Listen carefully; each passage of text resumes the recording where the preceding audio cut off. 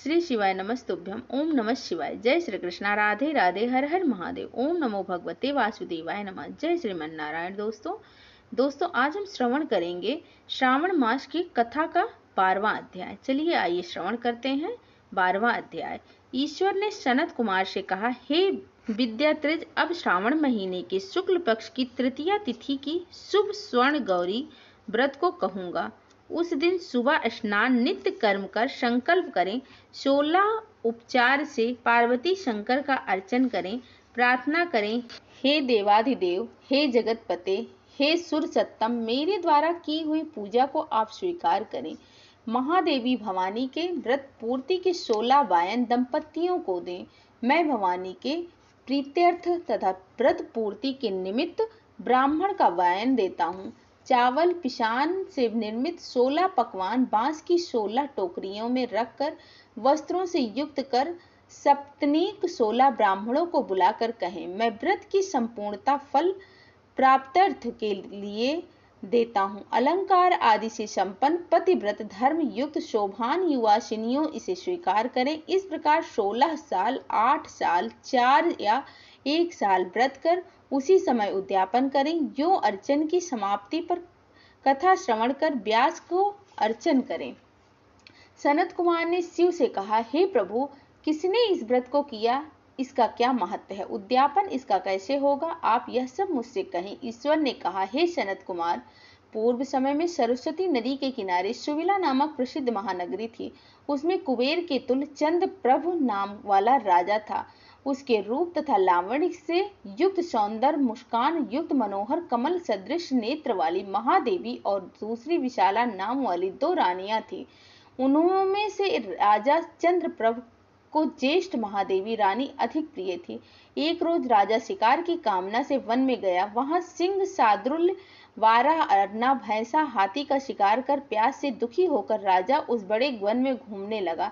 राजा ने अप्सराओं को तालाब में देख उसने किनारे पर जाकर उस तालाब का उत्तम जल पान किया। अप्सराओं को भक्ति युक्त गौरी का अर्चन करते हुए देखा। उन अप्सराओं को से कमल नेत्र वाले राजा ने पूछा, आप यह क्या कर रही? वे बोली, नृपोत्तम, यह स्वर्ण गौरी का व्रत करती हूँ। राजा ने कहा, हे देवियां, इसकी विधि तथा इसका फल भी आप विस्तार युक्त मुझसे कहें।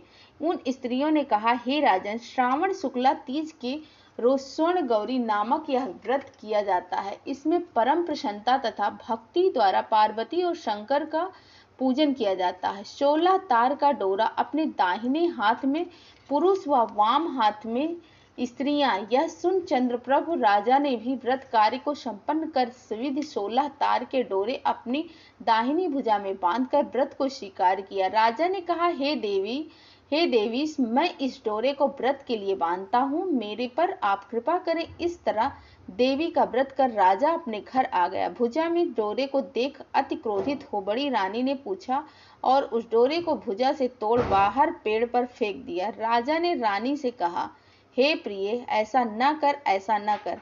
यो मना करने पर भी रानी नहीं मानी। वह सूखा पेड़ उस डोरे के स्पर्श से हरे पत्ते से संपन्न हो गया। इस बात को छोटी रानी ने देख आश्चर्ययुक्त उस पेड़ से छोटे डोरे को अपनी बाईं भुजा में बांधा। उस रोज से, उस महीने के महात्म्य मात्र से वह छोटी रानी राजा के सर्वाधिक प्रिय हो गई। इधर ज्येष्ठ रानी व्रत का अपमान करने मात्र से राजा द्वारा परित्यज्य तथा दुखी होकर वन में चली गई। वहां महादेवी चित्त से ध्यान कर पवित्र मुनियों के स्थान पर कहीं कहीं निवास किया। पर श्रेष्ठ मुनियों ने उसे देखकर कहा, अरे पिशाचिनी, चली जा। यह तिरस्कृत तथा दुखी रानी घोर जंगल में घूमती हुई एक जगह बैठ गई। उसी समय रानी ने के आगे देवी दया से प्रकट हो गई।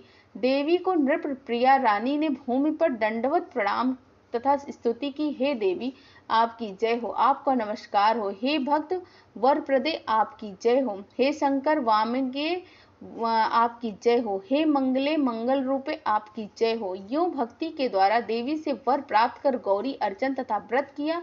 व्रत के प्रभाव से राजा उस बड़ी रानी को अपने घर ले आया। देवी के वर प्रसाद से उसके सब इच्छाओं को प्राप्त कर लिया। दोनों रानियां सहित राजा ने संपूर्ण राज्य का उपभोग कर समृद्धशाली हो गया। अंत में दोनों पत्नियों के सहित राजा शिवलोक चला गया। तो इसी के साथ 12वां अध्याय का समापन हुआ। श्री शिवाय नमस्तुभ्यम। ओम नमः शिवाय। जय श्री कृष्णा। राधे राधे। हर हर महादेव। ओम नमो भगवते वासुदेवाय नमः। जय श्रीमन्नारायण। धन्यवाद।